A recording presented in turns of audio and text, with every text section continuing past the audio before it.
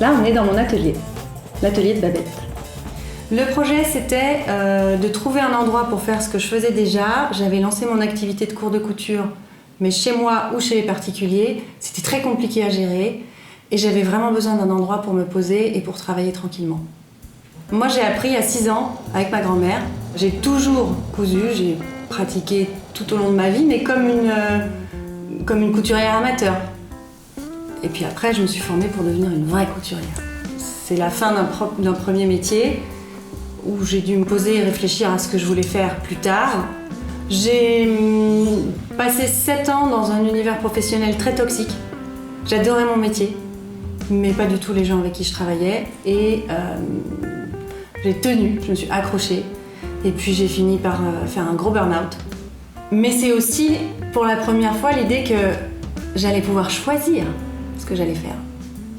Je vais enfin faire quelque chose que j'aime, dans lequel je vais forcément rayonner puisque je serai à ma place. Il fallait que je fasse autre chose, c'est tout. Il fallait que ce soit différent. Alors j'ai commencé toute seule et ça a été vraiment dur au début parce que le moment où j'ai décidé que je voulais donner des cours de couture ou repartir en tout cas dans quelque chose en lien avec la couture, je me sentais pas du tout légitime en tant que couturière. Tout simplement parce que j'avais déjà pas confiance en moi. Donc se lancer dans un nouveau projet, quand tu sors d'un truc où tout le monde t'a dit que ce que tu faisais c'était nul, et donc tu te retrouves un peu démunie. Et j'ai commencé à chercher qu'est-ce que je pouvais faire comme formation dans la couture, à mon âge avancé, de presque 40 ans. Et ça a été super dur, parce que j'ai eu énormément de mal à avoir des infos. J'ai plein de portes qui s'ouvraient pas, ou carrément qui se refermaient sur mon nez. Donc je me suis rendue à un salon de l'entrepreneuriat féminin, dans lequel il y avait plein de stands différents, et notamment le stand d'Aphil77, qui est une couveuse basée à Melun. Et là, je me suis rendu compte qu'en fait, quelqu'un pouvait m'aider, m'accompagner dans mon projet, que j'étais pas obligée de faire tout toute seule. On a travaillé sur la construction d'un budget, donc il fallait travailler l'aspect financier, on a travaillé un peu la question de la communication, on a travaillé les différentes pistes. Pendant que j'étais dans la couveuse, le système est merveilleux parce que tu peux être chez Pôle emploi, commencer à gagner de l'argent dans le cadre de ta nouvelle profession. Cet argent est bloqué sur un compte qui te permet d'investir uniquement pour ce nouveau travail que tu mets en place. Du coup, c'est top parce que tu testes ton activité, mais sans aucun risque.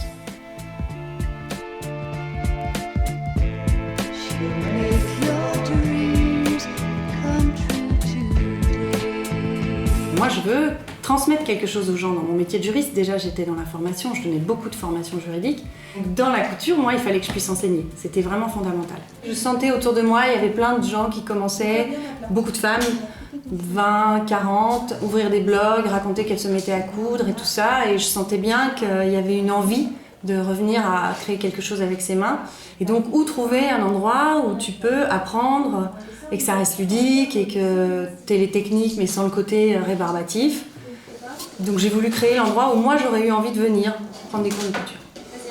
Tous les âges, des parents, des enfants, des familles aussi, je fais des ateliers familiaux. Et puis j'ai des cours qui ne sont que pour les enfants et les ados. Les gens qui débutent vraiment, souvent n'ont pas du tout d'idée de ce qu'ils pourraient faire. Donc je leur propose des choses simples. Donc on y va étape par étape. Et je leur propose des choses dont je sais qu'elles sont faciles à réaliser.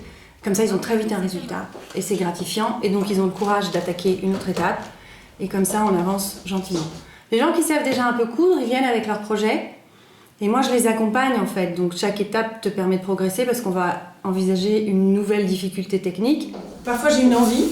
Alors, je tombe amoureuse d'un tissu. Je me dis, bon, alors celui-là, avec qui est-ce que je vais le marier? Donc, j'essaye, je sors, je déballe, je regarde. Et puis, parfois, j'ai des clientes qui ont envie de choisir ce qu'elles vont avoir sur le dos, donc je les invite à l'atelier, puis on déballe, on sort, on fait des essais.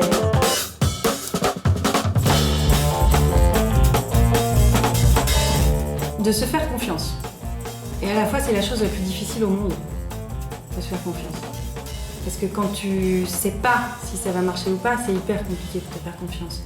Mais je crois vraiment que tu es le seul à savoir si c'est ce que tu dois faire ou pas. Après, est-ce que ça va marcher ou pas? J'ai presque envie de te dire que c'est une autre question. Pour moi, la première question, c'est est-ce que c'est ça qui me correspond? En fait, c'est comme une petite graine, c'est-à-dire que la persévérance, elle vient aussi en même temps que le projet se monte. Je vais pas te dire que dès le départ, je savais exactement ce que ça allait être. Par contre, dès le départ, il y avait une envie. Et c'est pas grave si le projet se construit au fur et à mesure que la confiance grandit. Parce que de toute façon, quand tu construis ton projet, au départ, il y a des gens qui ont peut-être une vision extrêmement précise de ce que ça va être. Moi, j'avais une direction. Mais ça m'a suffi.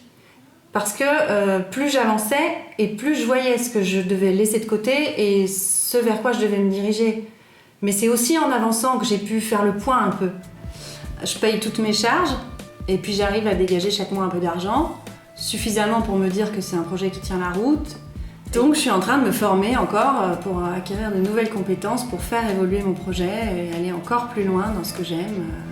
Je vais récupérer en fait toutes les phases du process de la couture. C'est-à-dire que je vais moi commencer à apprendre à teindre moi-même mes tissus pour maîtriser la chaîne du début à la fin. Alors ce que je fais aujourd'hui, ça nourrit l'enfant que j'étais, mais parce que c'est pas que la couture.